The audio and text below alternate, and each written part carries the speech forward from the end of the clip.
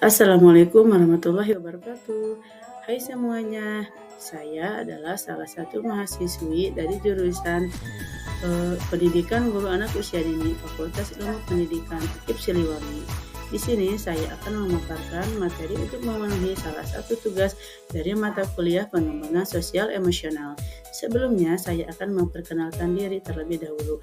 Nama saya Nia Kurniati dengan NIM 23070057, kelas B1, Prodi PG PAUD, dengan dosen pengampu Ibu Chandra Astri Windarsih SH MPD.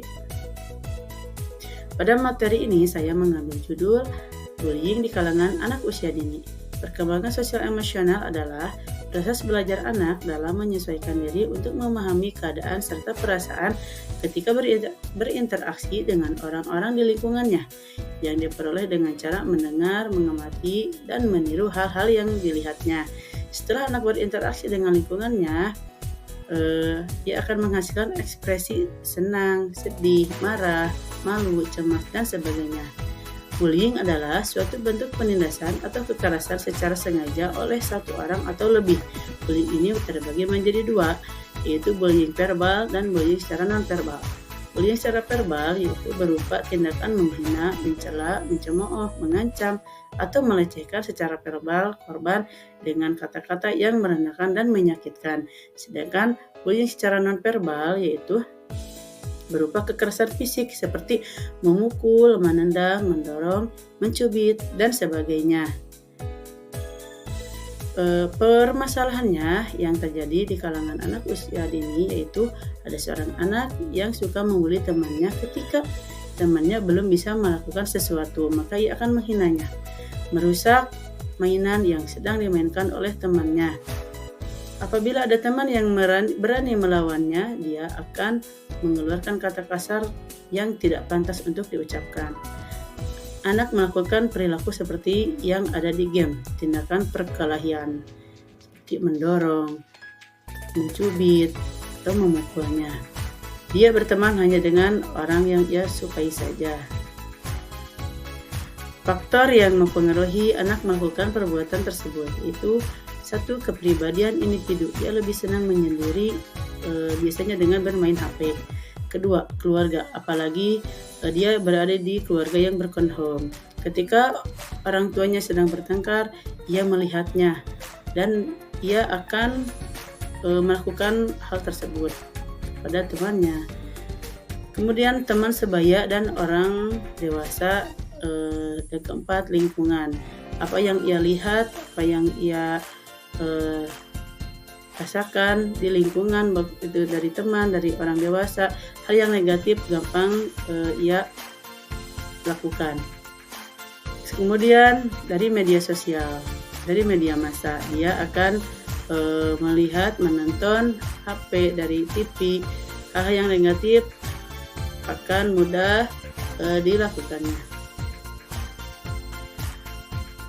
Solusinya ajarkan anak untuk bisa menenangkan dirinya ketika emosinya sedang meluap, bawa anak ke tempat yang sepi dan memberitahukan anak bahwa itu perbuatan tidak baik atau buruk.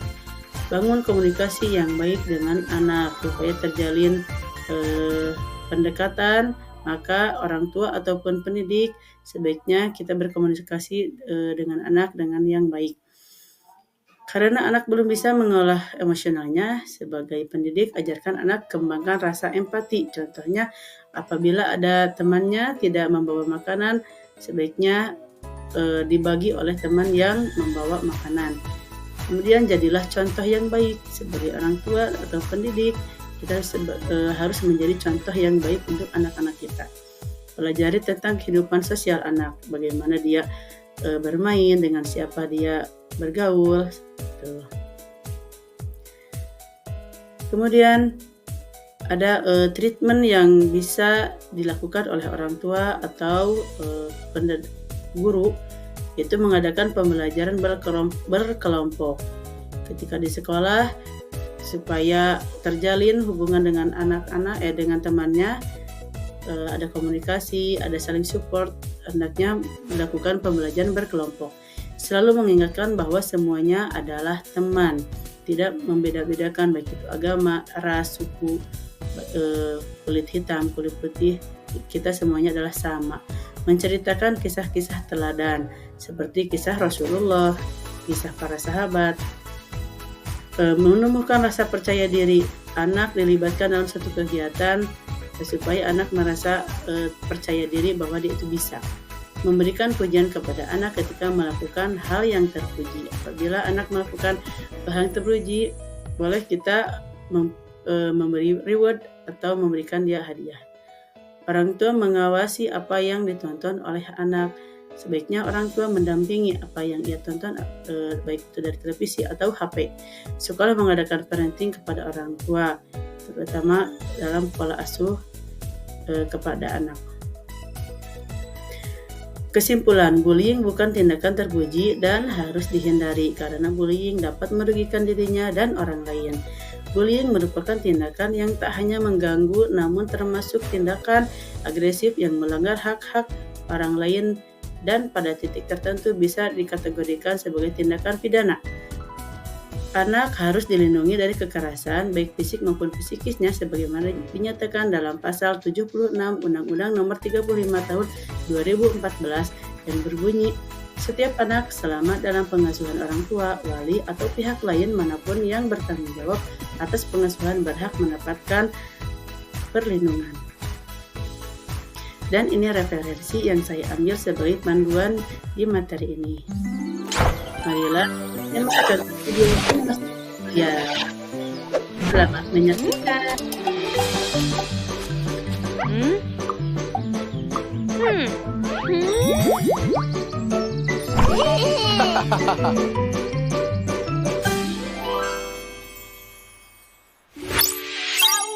Paus. Woi, ada anak paus lewat. Paus.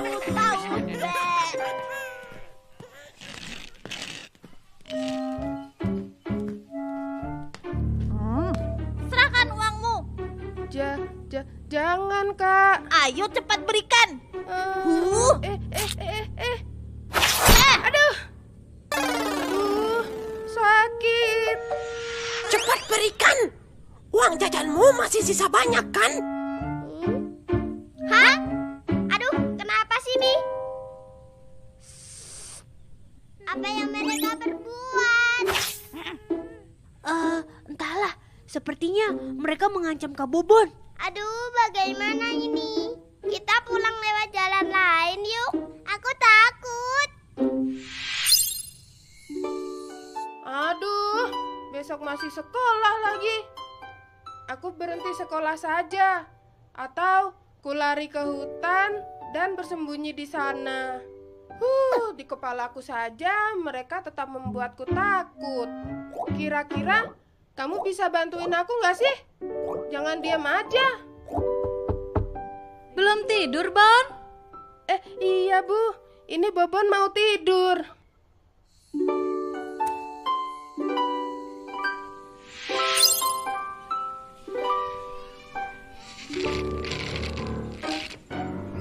Aduh, baru kali ini aku lihat ada paus bisa nyungsep.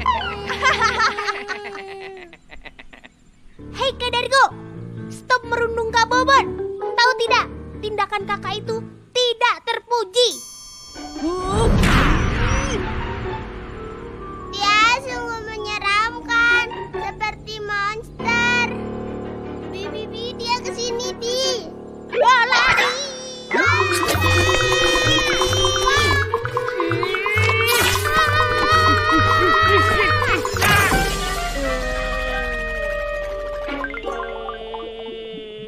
Waduh, sepertinya dia terluka cukup parah. Hah? Sampai gepeng, Bi. Ada apa ini? Bu Guru, Kak Dargo merundung Kak Bobon lagi. Dargo, kau ikut ibu menghadap guru BP sekarang.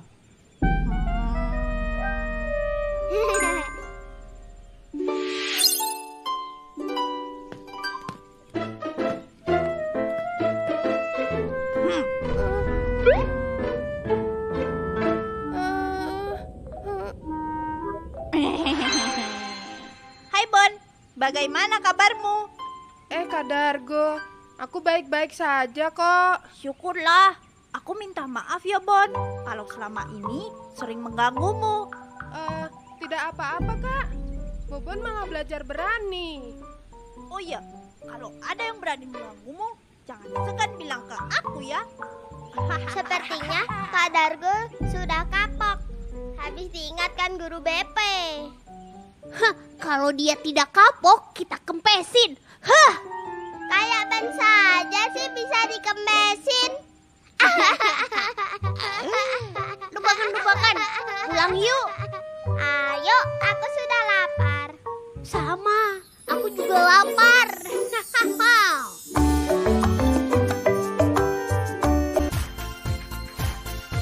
Saya ucapkan terima kasih, semoga bermanfaat. Wassalamualaikum warahmatullahi wabarakatuh.